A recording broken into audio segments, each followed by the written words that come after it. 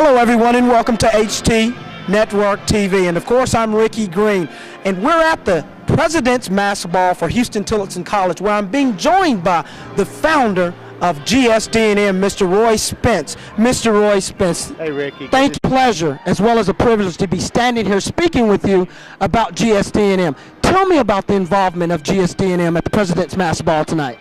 Well, you know, we started our little business almost like how you are, from nothing, and we had 3 or 4 belief systems. One, we wanted to stay in Austin. We wanted to do something together. We didn't have the corner on the smarts, and we believed we were lucky. And we always knew if we made it, we were going to try to give back, honestly. Right. And so when you look at Houston Tillotson University, Right, which will be next year. University. The unveiling is tonight. I know. I'm excited. It's so great that our people wanted to get involved, because the people who built this institution, which is the oldest college in Austin, but it's going to be the newest one. Wow. And it's going to be a new beginning, not just a new name. It's going to be a new look, but it's going to be a new outlook. And it's not going to be just what we're saying, it's going to be the challenge of what we must become. And this university has a promise that we must fulfill, and we're proud to be a part of it. Sure, and congratulations on all that you've done in helping make this night to be a success. Roy, tell me about your company, GSD&M. What was the inspiration behind starting GSD&M? Well, as I said, we were in college and we didn't know what to do when we graduated, and I think we actually did graduate, which is a good thing. And we just knew that we wanted to create something that wasn't there before.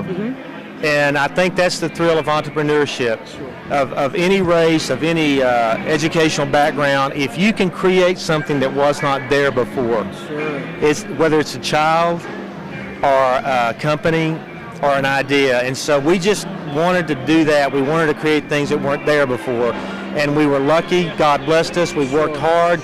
We've got 1,000 people now at our company, and they all still have the same values and purpose. So, and now it's time to just move our company to make sure we give back, because, you know, we're all supposed to leave the place better than we found it.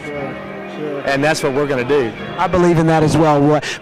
You're a worldwide known company these days, and congratulations for that success. But Roy, tell those people out there who don't know what GSD&M is and what it does. Tell them a little bit about what you do. Well, we do advertising, and our clients are Southwest Airlines, Walmart, DreamWorks, United States Air Force, Chili's Restaurants, Baby Back Ribs, Macaroni Grill, Fannie Mae. We're branding higher education. We work with the University of Texas. So PGA Tour, these guys are good. We do marketing and advertising for some of the greatest companies here and around the world. And we do that with a sense of trying to make money for them, but also we like to have companies who are trying to make a difference. And that's what we've focused in on. Like Southwest Airlines wanted to democratize the skies.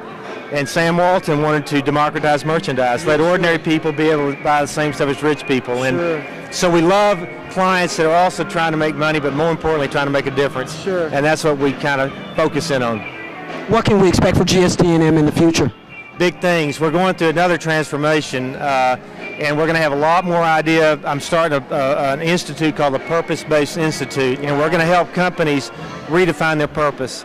Purpose is the most important thing, because purpose is the definition of what difference you're trying to make here in the marketplace or in the world. And so the Purpose-Based Institute will be where I spend a lot of my time. I'm writing a book called Winning on Purpose. And so it'll be a great ride for us. Okay. One last question, or actually, I'd like you to give those people out there who are aspiring entrepreneurs, what advice would you give anybody that is aspiring to become their own business owner? It's a great point, Rick, and you're doing this right now. And first of all, you got to have a passion for something. You got to believe that you don't have the corner on the smarts, meaning you must seek advice and counsel. When we first opened our business, I went down to the bank. I had a brand new ponytail and a tie-dye T-shirt. It's a true story.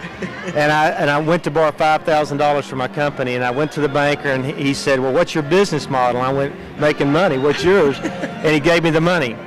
2 years ago, I found out that an older mentor of mine co-signed that note and never told me. 30 years ago. Wow. And under one condition, I will co-sign the note for Roy if he never knows it. So you got to find people who believe in your dream, and then once you've made it, you got to believe in somebody else's dream and pass it on. So believe in your dream. Keep your costs down. Don't go crazy on money. Be very cost conscious on your money side, and then just never say no as an answer. Yes is the answer. Yes is the answer. And yes, you are watching Network TV, where I'm being joined by the founder of GSD&M, Mr. Roy Spence. Roy, thank you so much. I wish you much continued success in your life, as well as in your career and what you do in the company. And back to you, my friend. Thank you so much, Roy. Of course, you saw it first right here on Network TV. We'll be right back. Stay tuned. You're watching a special edition of Showcase Live. I'm Len G. And we're showcasing someone that you know, better known as Thelma Evans from the hit show Good Times. Her real name is Bernadette Stannis, and we're showcasing her because she has a new book out by the name of Relationships 101, The Good, the Bad, and the Ugly. Miss Stannis, welcome to the show. Thank you.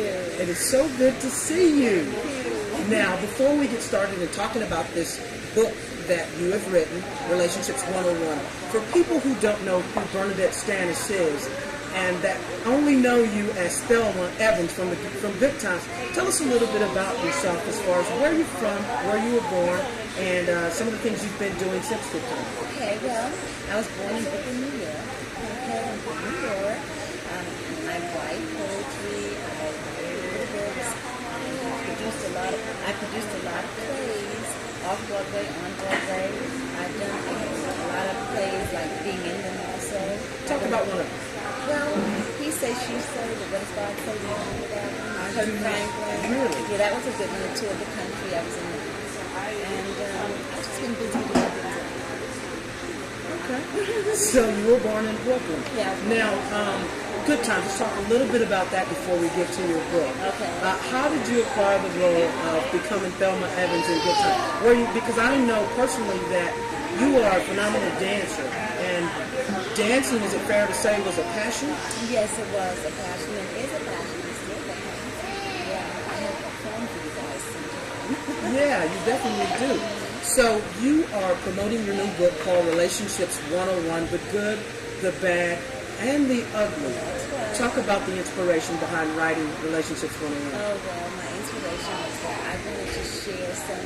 I wanted to share some of the stories that I've heard and lived, and to help a lot of the younger generation, and not just the younger generation, just women today. I wanted to share and bring out some of the situations that are going on within relationships. I wanted to, they're all real relationships, they're all real, and I created stories around them to bring them out, and my responses to them.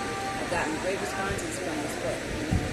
People seem to enjoy it. They say it's funny, it's entertaining, and I do it so that it can help in some way to bring out the focus of what we're going through in relationships these days.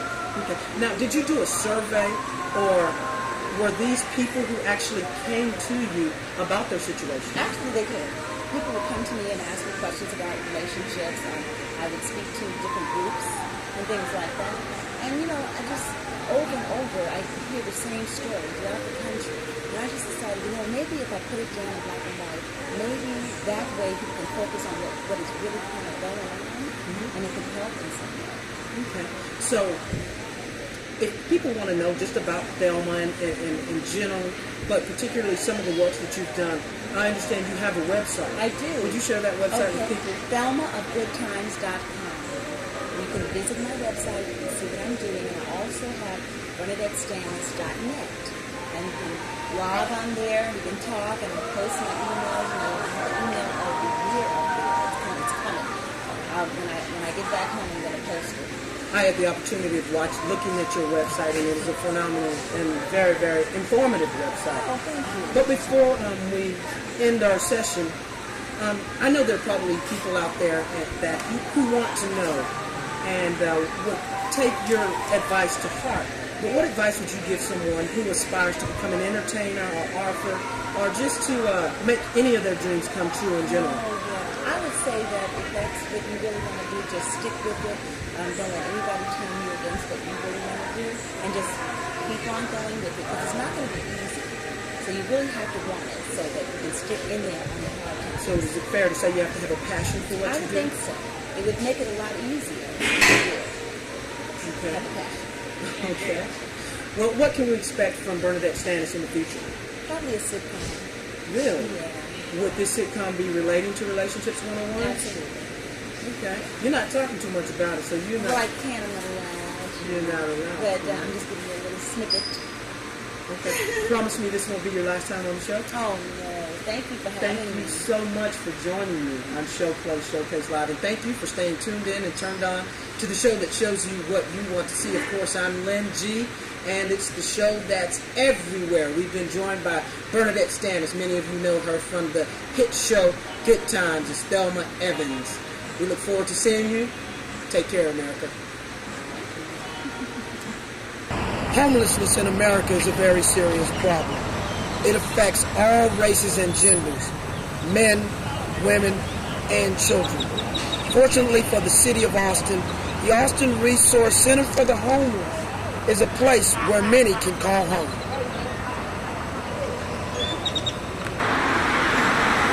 In speaking to most of the homeless, it seems that they have a sense of pride and no other choice but to survive the best way they can. Hello, my name is Christopher. Homeless. Well, I had a very bad criminal record, so I'm not able to find a job, and so I have no income, no housing. Basically, that's the situation.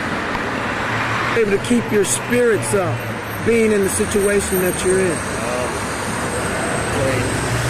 Pray a lot.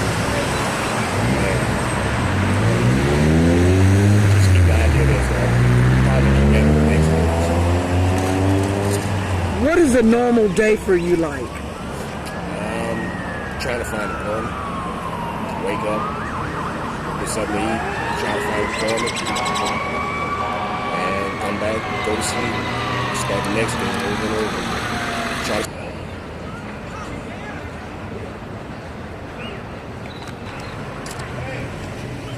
I'm Lionel, and I'm homeless. Lionel, how hard is it to keep your pride by being homeless? It's hard to find a place to stay How long have you been homeless? for a long time. Why can you not get your own place? Why don't you have a home? Well, for a reading problem. How does it feel being homeless? It don't feel good. What do you do on a daily basis being homeless? I sit around. You sit around and wait on job opportunities? Are you able to work? Just able.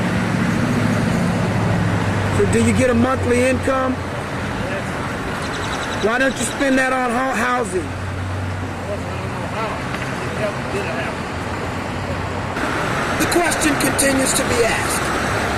Is there really a solution to homelessness in America? We will never know until we never see places like this again. Thank you for joining us. The question continues to be asked. Is there really a solution to homelessness in America?